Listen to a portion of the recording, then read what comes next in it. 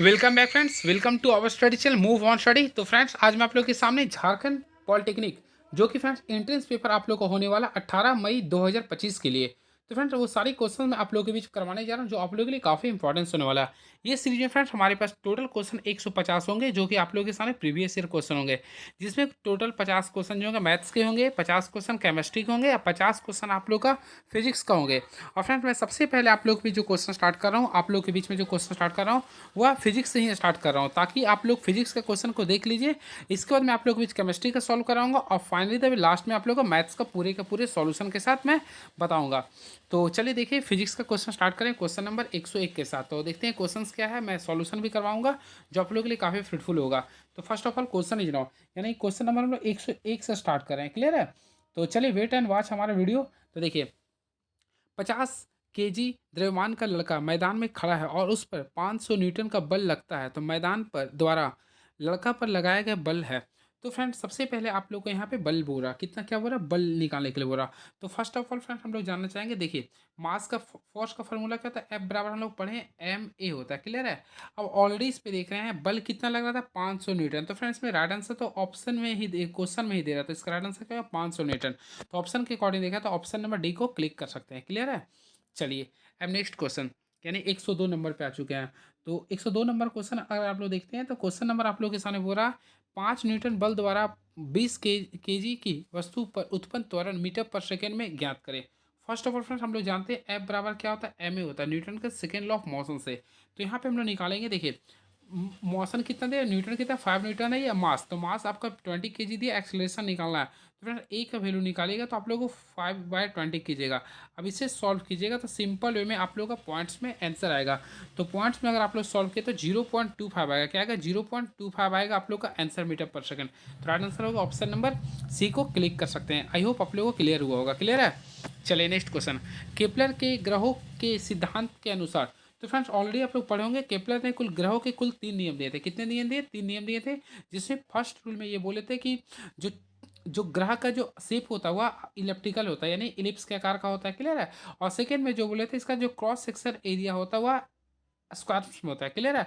और थर्ड जो होता है, इसमें थर्ड में आप लोगों का जो रूल्स पूछा था जो क्वेश्चंस में, वो आप लोग के सामने ये बोला था आर, देखिए इसमें ये बोले थे T square is directly proportional, देखिए T square is directly proportional to R cube बोले थे। तो ऑप्शन के अकॉर्डिंग अगर देखेंगे तो ऑप्शन में उलट दिया, यानी कि R Q is directly proportional T square कर सकते हैं आप लोग, यानी ऑप्शन नंबर सी को आप लोग क्लिक कर सकते हैं। तो राइट आंसर क्या होगा? Option number C is the right answer. चलिए नेक्स्ट क्वेश्चन, आर त्रिज्या के पृथ्वी के केंद्र पर वस्तु का भार क्या होगा। तो फ्रेंड सबसे पहले लोग देखिए आर त्रिज्या के केंद्र पर वस्तु का भार, सबसे पहले लोग जानेंगे किसी भी वस्तु का भार पृथ्वी के केंद्र पर क्या होता है। तो ऑलरेडी आप लोग पढ़े होंगे शून्य होता है, यानी पृथ्वी के केंद्र पर किसी वस्तु का भार जो होता है वो शून्य होता है। तो आर त्रिज्या का भार क्या होगा? शून्य होता है। क्लियर है? और ये फ्रेंड्स आप लोग याद रखिएगा पोल पे अधिकतम होता है। क्लियर है? चलिए अब नेक्स्ट क्वेश्चन, कौन ऊर्जा का मात्रक नहीं है। फर्स्ट ऑफ ऑल देखिए ऊर्जा कैसे मतलब जूल भी होता है। क्लियर है? फिर किलोवाट घंटा भी होता है, लेकिन न्यूटन मीटर जो होता है ये आप लोग का जो मात्रक होता है ऑलरेडी आप लोग देखेंगे टॉर्क का होता है। किसका होता है? टॉर्क का एसआई मात्रक क्या होता है? न्यूटन मीटर होता है, या फिर बल का यानी सॉरी वर्क का भी ये न्यूटन मीटर होता है। तो option number 20 the right answer. 100 वाट का विद्युत बल्ब 1 मिनट में कितनी ऊर्जा परिवर्तित करता है। तो फ्रेंड्स काफ़ी अच्छा क्वेश्चन, आई होप आप लोग बना भी लेंगे। तो देखिए आप लोग को 1 मिनट के लिए बोल रहा था, ऊर्जा बोल रहा था, हम लोग क्या करेंगे 100 वाट है आप लोग का, 1 मिनट में कितना सेकंड होता है? 60 सेकंड होता है। और आप लोग मल्टीप्लाई कीजिए, देखिए क्या आ गया 6000 जूल। तो ऑप्शन नंबर डी को काफ़ी अच्छे से क्लिक कर सकते हैं। तो 106 का ऑप्शन नंबर डी को क्लिक कर दीजिए। And very next question is now, तो नेक्स्ट क्वेश्चन लिख रहा है जब कोई वस्तु स्वतंत्र रूप से धरती पर गिरती है तो इसकी कुल ऊर्जा क्या होगी। तो फ्रेंड देखिए सबसे पहले इसका कंसेप्ट के अकॉर्डिंग क्या होगा, जब भी कोई वस्तु स्वतंत्र रूप से धरती पर गिरती है तो इसकी कुल ऊर्जा हमेशा स्थिर रहती है। क्या रहती है? स्थिर रहती है। यानी कि right answer option number C होगा, यानी कि रिमेन कांस्टेंट होगा। क्या होगा? रिमेन कांस्टेंट होगा। अब मैं आप लोग को बताना चाहता हूँ, देखिए सबसे पहले कोई वस्तु को ऊपर की ओर फेंका जाता है, तो ऊपर की ओर अगर फेंका जाता है तो एमजीएच की मात्रा बढ़ जाती है। एमजीएच यानी कि इसका हाइट बढ़ जाती है। क्लियर है? यानी कि पोटेंशियल एनर्जी हाई करता है। वही वस्तु जब नीचे गिर जाती है तो हाफ एम बी स्क्वायर यानी कि काइनेटिक एनर्जी इंक्रीज करती है। तो फ्रेंड दोनों क्या होता है, law of conservation of energy के अनुसार फॉलो करता है। क्लियर है? तो इसलिए दोनों का आप लोग का जो एनर्जी होगा वो क्या रहेगा? स्थिर रहेगा, रिमेन कांस्टेंट होगा। नेक्स्ट, सोनार से हम लोग उपयोग करते हैं।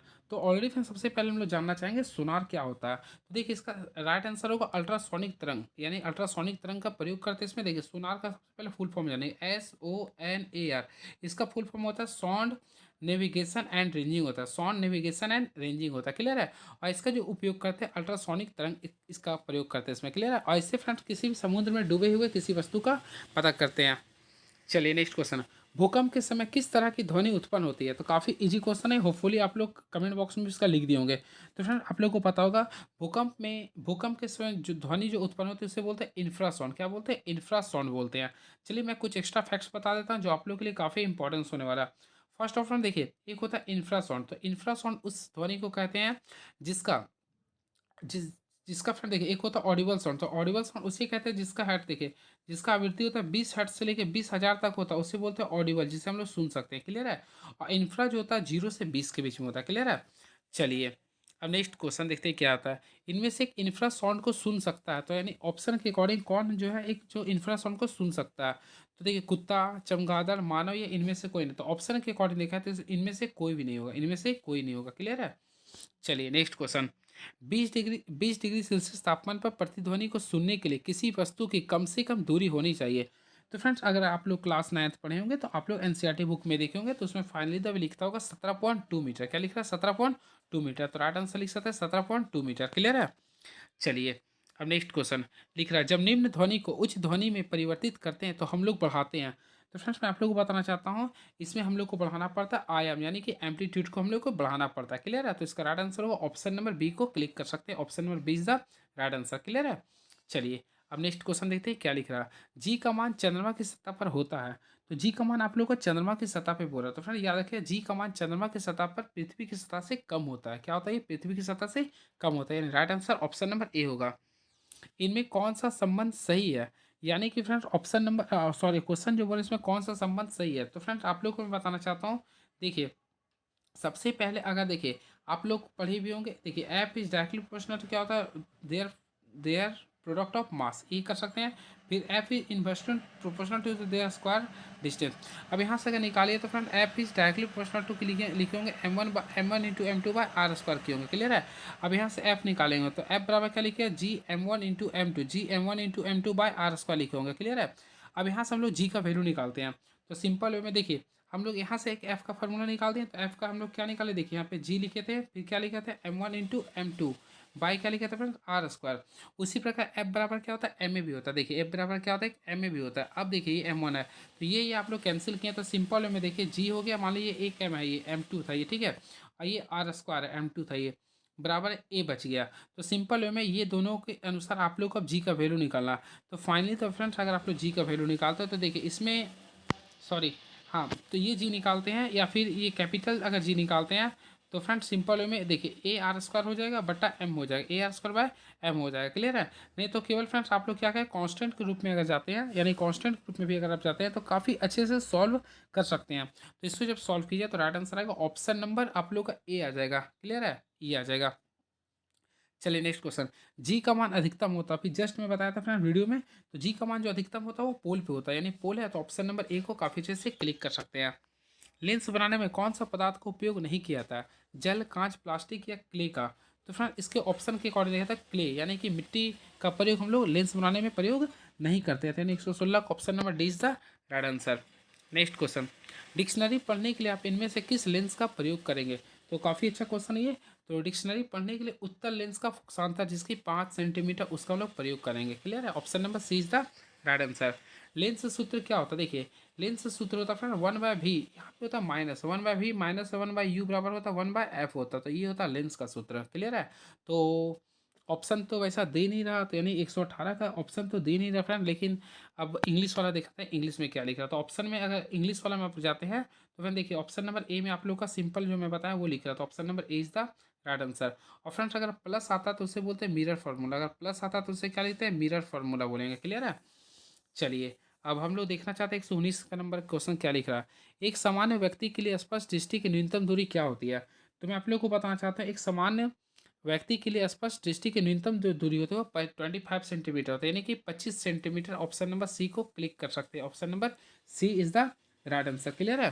चलिए अब नेक्स्ट क्वेश्चन, किसी वस्तु का प्रतिबिंब मानव आंख पर बनता है, तो किसी वस्तु का प्रतिबिंब मानव आंख पे कहाँ बनता है, तो रेटिना पे बनता है। कहाँ बनता है, ये रेटिना पर। कैसा बनता है फ्रेंड, वास्तविक बनता है, और इसके साथ साथ फ्रेंड वस्तु से छोटा बनता है, और वस्तु से छोटा बनता है और उल्टा बनता है। क्लियर है।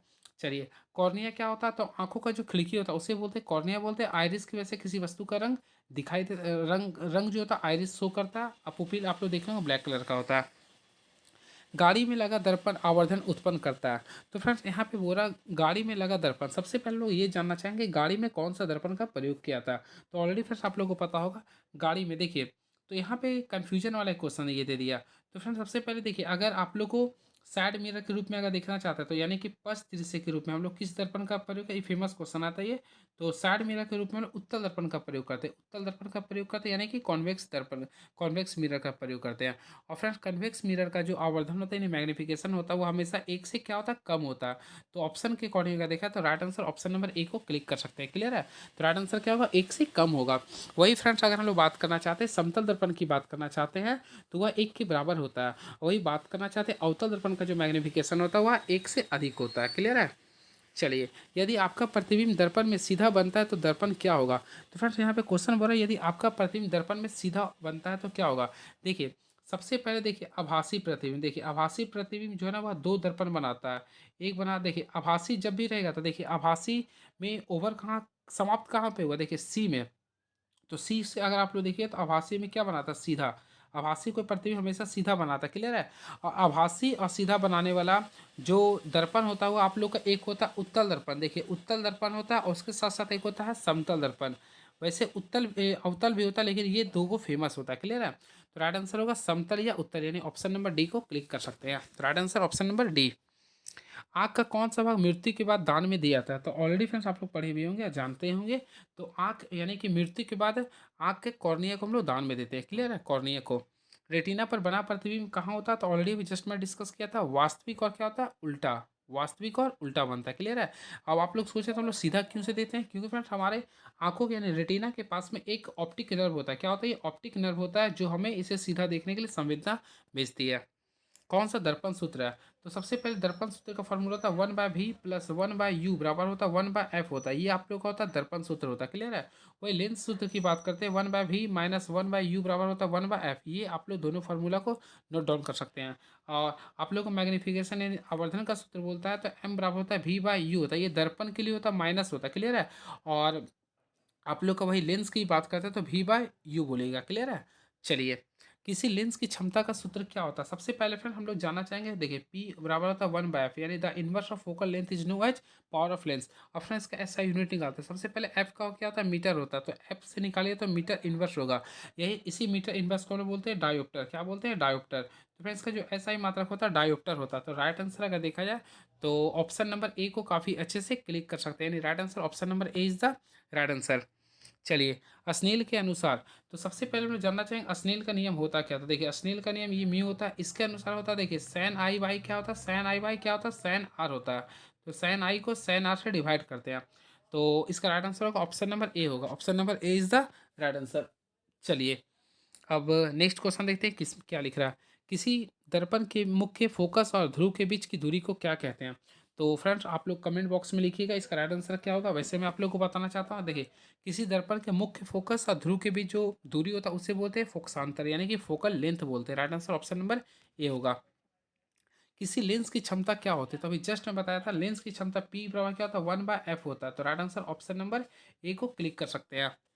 जब प्रकाश एक माध्यम से दूसरे माध्यम में जाता है तो इसके पथ में परिवर्तन, तो इसके पथ में जो परिवर्तन है उसे क्या कहते हैं।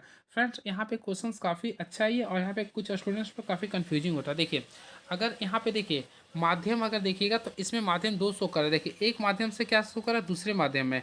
तो एक माध्यम से दूसरे माध्यम में अगर जाता है तो इसे बोलते हैं प्रकाश का अपवर्तन। क्या बोलते हैं, प्रकाश का अपवर्तन। लेकिन वही बोलता है एक माध्यम से टकरा के पुनः उसी माध्यम में लौट जाती है तो इसे बोलते हैं प्रवर्तन। ये दोनों को ध्यान में रखिएगा। क्लियर है। चलिए, विद्युत धारा का मात्रा क्या होता है, तो फ्रेंड सबसे पहले मैं आप लोगों को बताना चाहता हूँ। देखिए क्यू बराबर फार्मूला होता है आई टी होता है। क्या होता है, क्यू बराबर आई टी होता है। अब आई का फार्मूला होता है क्यू बाई टी होता है। क्लियर है। तो फ्रेंड यहाँ से आप लोग बताए क्यू का फार्मूला क्या होता है, कूलम। और चार्ज समय का क्या होता है, सेकेंड। तो कूलम पर सेकेंड को ही बोलते हैं एम्पियर। ये होता है आप लोग का विद्युत धारा का ऐसा ही मात्रक। तो राइट आंसर होगा इसमें देखिए एम्पियर भी होगा, कूलॉम पर सेकंड भी होगा। तो ऑप्शन के अकॉर्डिंग देखा है तो right answer option number D को कीजिएगा। ठीक है, क्यू मैं अभी जस्ट बताया था। देखिए आई बराबर क्या होता है फ्रेंड, क्यू बटा टी होता है। आई बराबर क्या होता है, क्यू बाई टी होता है। क्यू का क्या होता है, कूलॉम, और टाइम का क्या होता है, सेकंड। तो कूलॉम प्रति सेकंड और एम्पियर दोनों इसका ऐसा ही मात्रक होता है। और कूलॉम किसका होता है, तो ये आवेश का होता है। चलिए, प्रिज्म में कितने बंधन, क्या लिख रहा, हाउ मेनी सरफेस बॉन्ड आप प्रिज्म। तो फ्रेंड प्रिज्म में कुल कितने सरफेस बॉन्ड होते हैं, काफ़ी पॉपुलर क्वेश्चन है ये। तो प्रिज्म में जो सरफेस बॉन्ड होते हैं वो टोटल 5 होते हैं। टोटल कितने होते हैं, 5 होते हैं। याद रखिएगा 2 और 3 का कॉम्बिनेशन होता है। क्लियर है, इस चीज़ को याद रखिएगा। टोटल 5 होते हैं। चलिए, अब नेक्स्ट क्वेश्चन।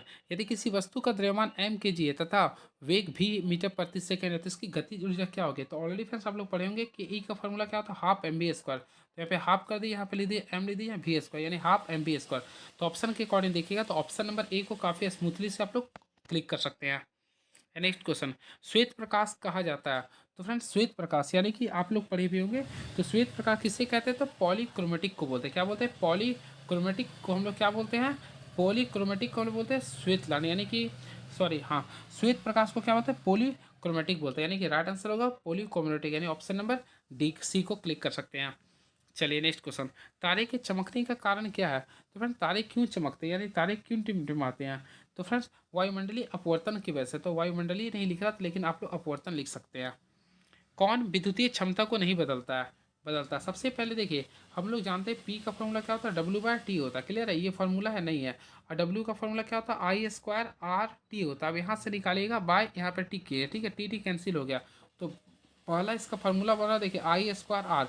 तो ऑलरेडी आप लोग ऑप्शन नंबर अगर देखिएगा आई स्क्वायर आर, तो ऑप्शन नंबर ए आप लोग देखिए क्लिक कर दिए। क्लियर है, अब देखिए आई स्क्वायर को हम तोड़ते हैं, आई स्क्वायर को हम दो बार तोड़ दें। देखिए आई आई कर दिए, ये आर कर दिए। अब देखिए ये आई रहने दिए, अब आई आर के पे क्या करें, भी आई। तो फिर देखिए भी आई भी ऑप्शन नंबर सी में क्लिक हो गया। क्लियर है, अब देखिए हम लोग ऑलरेडी पढ़े हैं। देखिए आई रहने दिए, भी बराबर क्या होता है, भी बराबर क्या होता है, आई आर। तो भी बराबर में आई आर कर दिए। तो यहाँ से कीजिएगा तो आई स्क्वायर सॉरी भी सॉरी सॉरी एक मिनट, आई बराबर क्या कर, देखिए यहाँ पे फ्रेंड आई बराबर क्या कर सकते हैं, भी बटा आर लिख सकते हैं।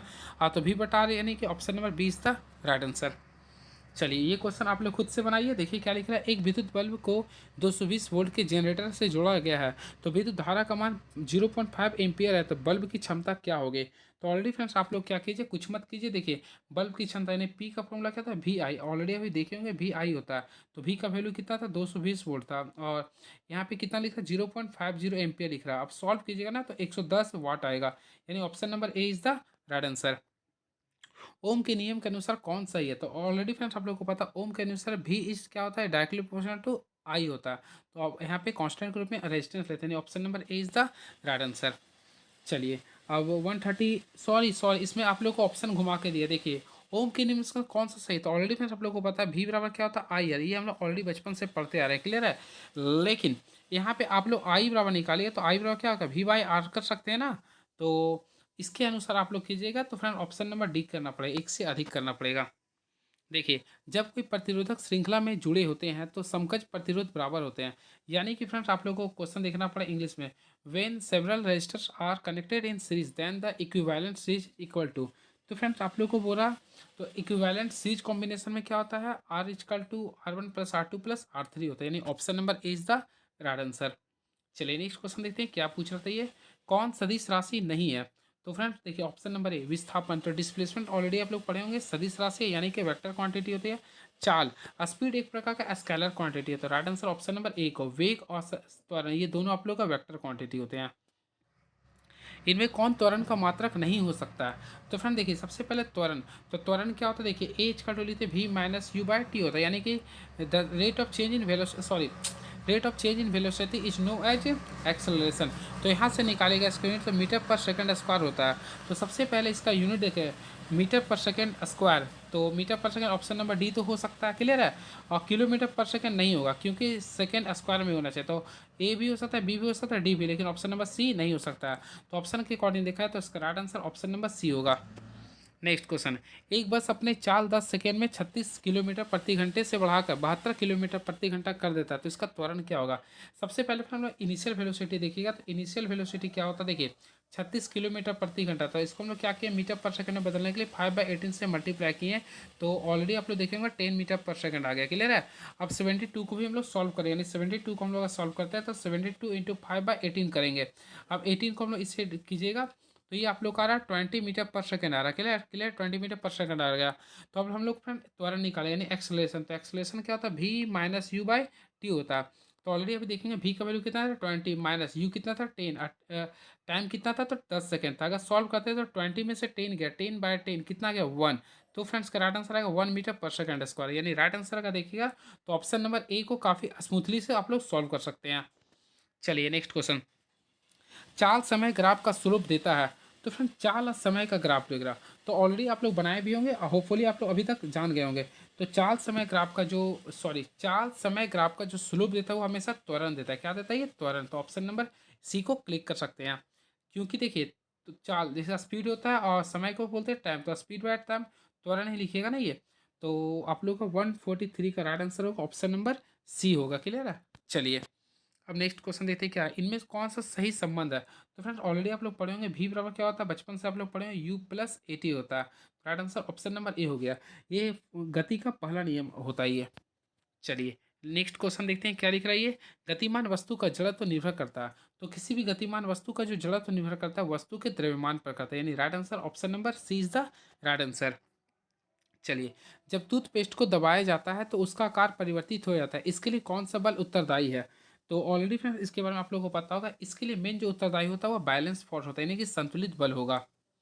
And very next question is now, rocket की संरक्षण के सिद्धांत पर कार्य करता है, तो ऑलरेडी फ्रेंड्स आप लोग पढ़े होंगे रॉकेट जो था वह संवेग संरक्षण के सिद्धांत पे कार्य करता है, तो right answer option number C होगा। And very next question is now, एक न्यूटन बराबर होते हैं, तो आप लोग देखे होंगे पहला क्वेश्चन में मैं डिस्कस किया था, तो एक न्यूटन बराबर होता है 10 पर पावर 5 डाइन होता है। क्लियर है? 10 टू पावर 5 डाइन होता है। चलिए अब very next question is no, तो 148 का right answer option number A हो गया। संवेग का मात्रक होता है, सबसे पहले संवेग को पी लिखते हैं, ये होता क्या, the product of mass and velocity. अब मास कैसे मतलब क्या होता है के जी, अब वेलोसिटी का क्या होता है मीटर पर सेकंड, तो के जी मीटर पर सेकंड होगा इसका राइट आंसर। तो ऑप्शन के अकॉर्डिंग ऑप्शन नंबर बी को क्लिक कर सकते हैं काफ़ी स्मूथली से। तो right answer friends option number B is the right answer. चलिए, संवेग में परिवर्तन की दर क्या कहलाता है? तो मैं हमेशा बोलते आ रहा था, मैं फिर से बोलता हूँ, देखिए यहाँ पे लिख रहा है संवेग में परिवर्तन की दर, तो संवेग क्या नहीं होता, देखिए एम भी होता है। क्लियर है? तो एम वी वन मान लिया माइनस एम भी, मान लिया यहाँ, मान लीजिए देखिए एम वी वन मान लिया, यहाँ पे मैं वी टू मान लिया बाय टी। तो ऑलरेडी अगर आप लोग यहाँ से निकालिए मास को हम लोग कांस्टेंट ले लेते हैं, ठीक है, तो यहाँ पे v one minus v two आ रहा। क्लियर है? By T. तो यहाँ पे देखिए, तो एम में रहने दिया हूँ, अब वी वन माइनस बी, तो यहाँ पे एक्सलेशन का तो एम ए, तो एफ बराबर क्या होता है एम ए, तो ऑलरेडी फ्रेंड एफ बराबर एम ए आ गया फॉर्मूला, यानी बल का हो गया। राइट आंसर क्या होगा? ऑप्शन नंबर ए होगा, यानी बल संवेग में परिवर्तन की दर को हम लोग क्या बोलते हैं? बल बोलते हैं, फोर्स बोलते हैं। क्लियर है? तो राइट आंसर आ गया ऑप्शन नंबर ए हो गया। तो ये रहा आप लोग के सामने 50 क्वेश्चन, जो कि आप लोग के सामने मैं पूरे का पूरे फिजिक्स का क्वेश्चन को फिर से मैं डिस्कस किया हूँ। क्लियर है? अब नेक्स्ट वीडियो में आता हूँ तो आप लोग के बीच में केमिस्ट्री का क्वेश्चन को सॉल्व कर दूंगा, जो आप लोग के लिए काफ़ी इंपॉर्टेंस होगा। चलिए नेक्स्ट वीडियो में मिलता है। Thank you so much, hope for the best.